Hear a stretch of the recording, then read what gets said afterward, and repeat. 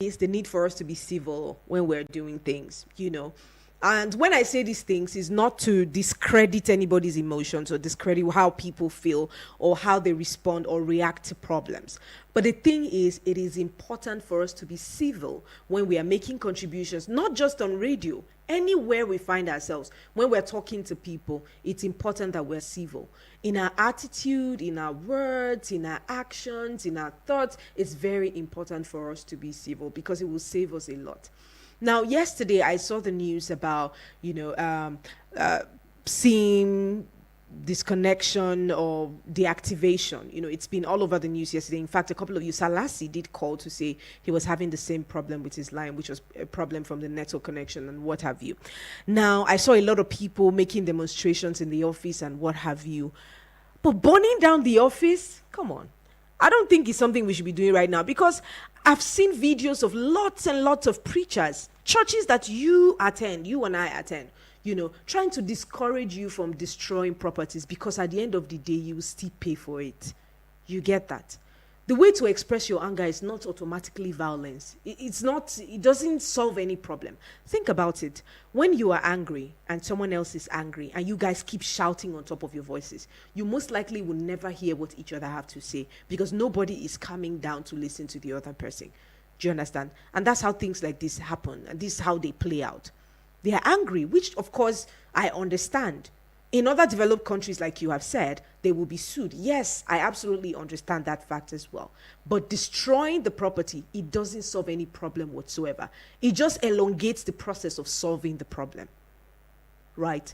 That's on the part of citizens now. On the part of these providers, I don't know why most times we have to wait for people to get resistant, violently resistant, before we start to find solutions to the problem that they've been demanding solutions for a very long time. It's just a call to orderliness, both for the citizens and both for the people or the providers or the people involved in such a situation. It's a call for orderliness. And truthfully, you know, all of these things just puts the country in a bad light again, which is one thing that we should be concerned about. In the past 5 years, we have seen how our public image has been dent by so many things. Now, some of us are not even directly involved in what happened, in all of the chaos that has happened or the things that have been posted online. But in one way or the other, we suffer the consequences of the image that has been created about the country.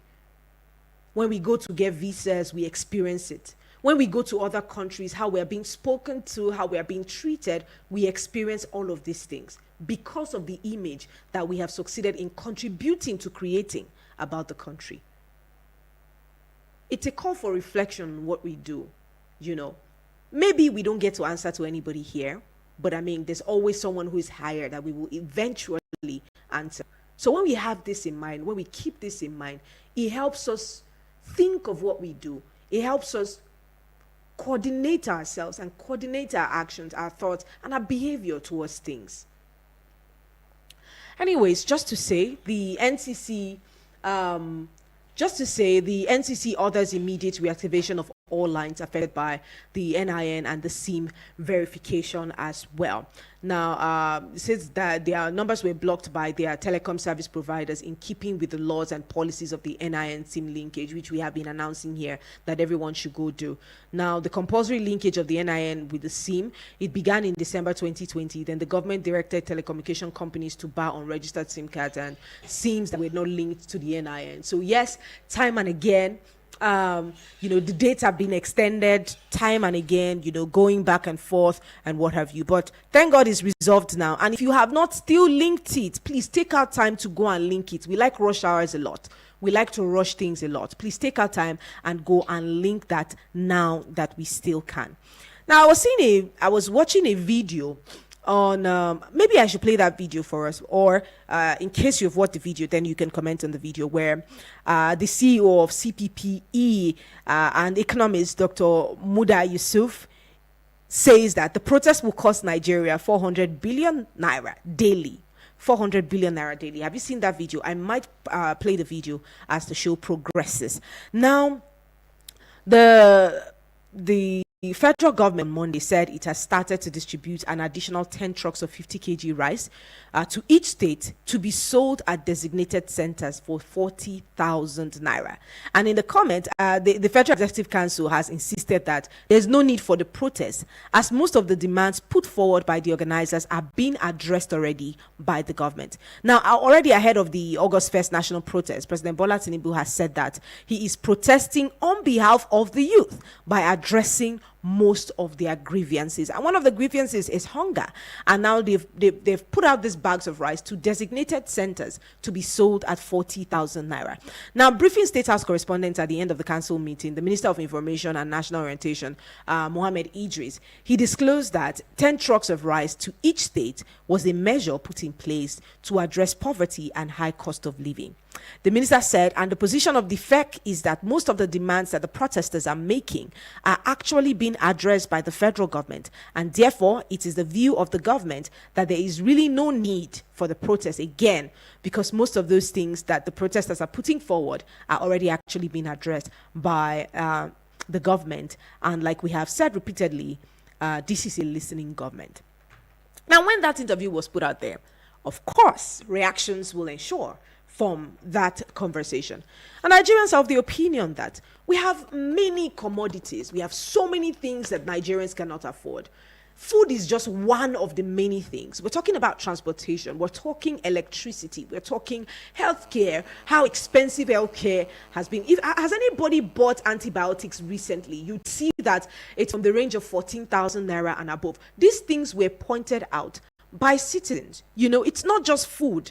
40,000 naira. How many people can actually afford a bag of rice for 40,000 naira? But again, the question is, how many people actually buy bags of rice? You know, just I think this week, a couple of you called in, or I think this week or last week, a couple of you called in and said, you know, the rice that is distributed to the different states, you know, you saw or you witnessed the rice being rebagged and sold at different prices. My question is, and always will be, that the measures in place to ensure that the policies of the government are implemented just as they are being directed by the government. Now, the government might try to solve the problem, right? Like they said, they're a listening government, and they're trying to solve the problem by sending out these palliative measures, by implementing policies, you know. But again, there are people within the arm of the same government that might frustrate, you know, the activities that is being engineered by the government, some of these palliative measures to mitigate the crisis. What is it that has been put in place to ensure that the government has instructed this and this will be followed through or be followed suit just as it has been instructed by the government? This is the conversation we will be having, or these are the conversations that we will be having for today. A couple of others might follow or might ensure just as we keep up the conversation. Of course, we would like to hear you on 090-7353-0044. Let's take this call and then we head on a very short commercial break. Hello, good morning to you.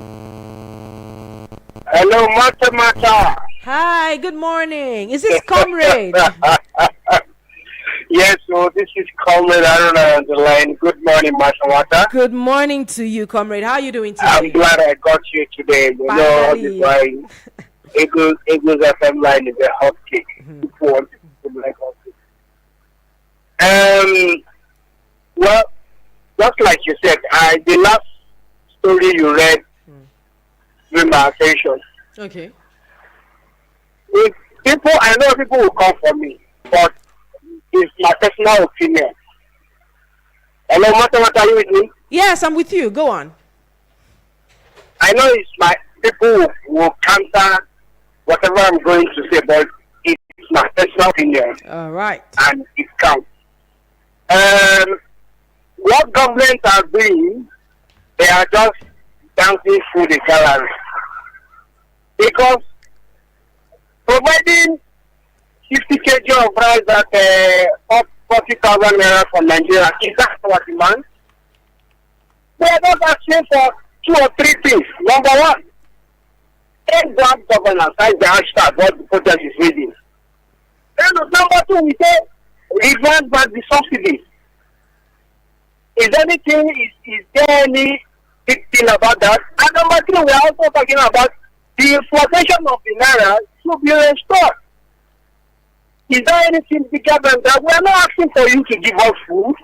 We are not asking for you to bring down the price of rice. We know what is happening in this country.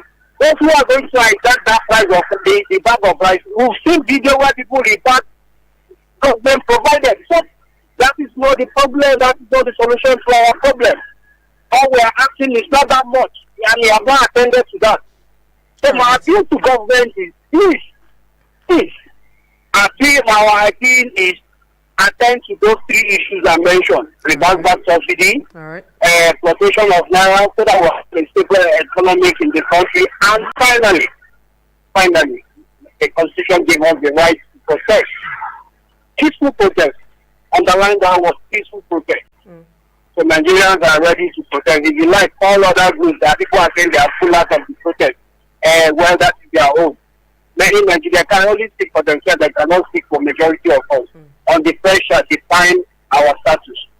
Morning, God bless Nigeria. All right, thank you so much, comrade, for that contribution. Yes, I know a couple of us want to make our contributions as well, but we're going to head out for a bit and just stay on the line. I definitely will be right back.